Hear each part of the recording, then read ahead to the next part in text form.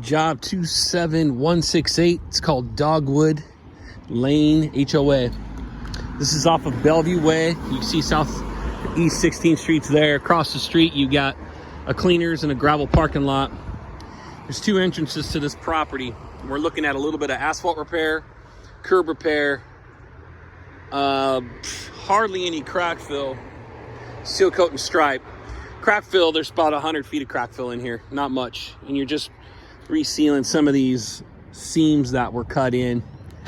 But there's really no natural cracks in the asphalt that we have to deal with. There's two entrances though. I'm on the north end. If you go down the road a little bit, it's a one-way going up the hill. And then there's some parking off to the left that we can use for staging, and I'll show you that when I walk to the other side. But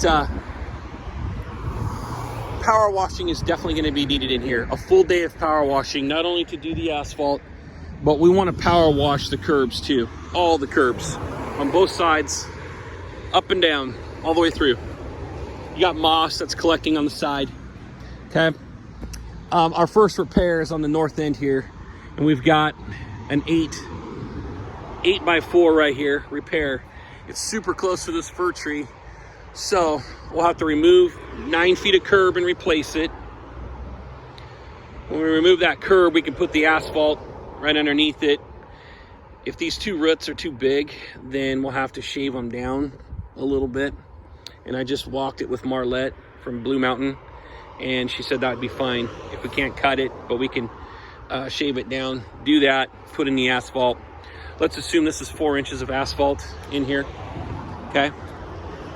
So we got the 8x4, the asphalt, 9 feet of curb, okay? Power wash everything in here. You don't have to power wash in the middle of the road because it looks pretty clean. A Snuffy should get some of this out. There might be a little bit here in the middle. You might have to hit on these rough patches with the power washer, but for the most part, I think you'd be okay. If you have the Whirlybird, you could probably use the Whirlybird through some of these areas, but you'll definitely need the wand to get all the curbs. Okay, so power wash top and face the curb. You don't have to power wash the back side of the curb. Okay, let's see.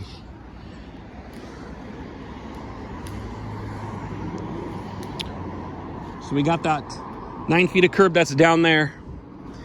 Right here, some of this is starting to get buried, and you can see it's getting chewed up a little bit. It's still holding shape, but it'd be nice to put some new curb in here. So we're gonna go with this section right there, all the way up to here, okay? And that ends up being 25 feet right here to that joint. This joint is straight across from this tree at 1627, okay?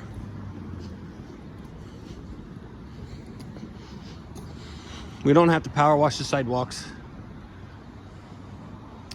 That little piece of curb will, it's cracked right now.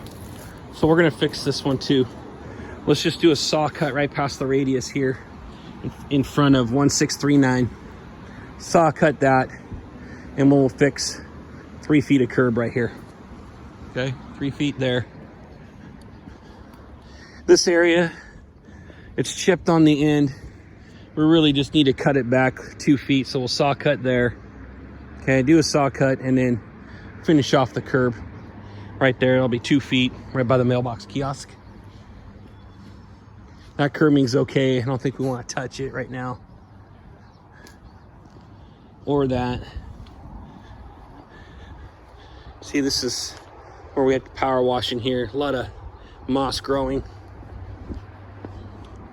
Over here where I'm parked, this is all on the aerial map. This section right here, we'll want to fix this piece right here. So we got 6 feet of curb from that joint to that joint. The rest of this looks pretty good. Okay, asphalt repair.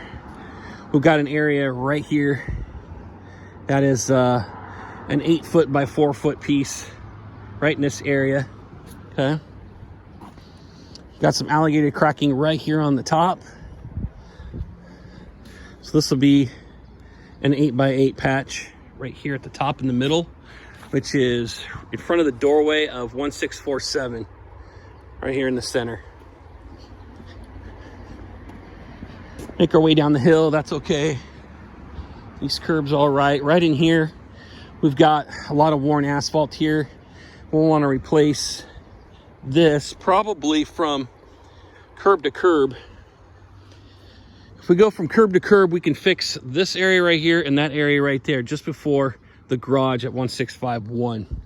So we'll come across 18 feet and then we'll go up 18 feet. Okay, so 18 by 18 should cover these two alligator cracked areas.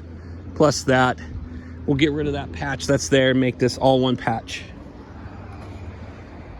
Okay, now as I make my way down the hill here to the other end, you can see that's where that parking is. You got the do not enter. You cannot go down the hill that way. But you can park right there. Right here, we've got a 9x4 just below the catch basin. Remove and replace the asphalt. We'll be able to saw cut and remove the two roots that are there.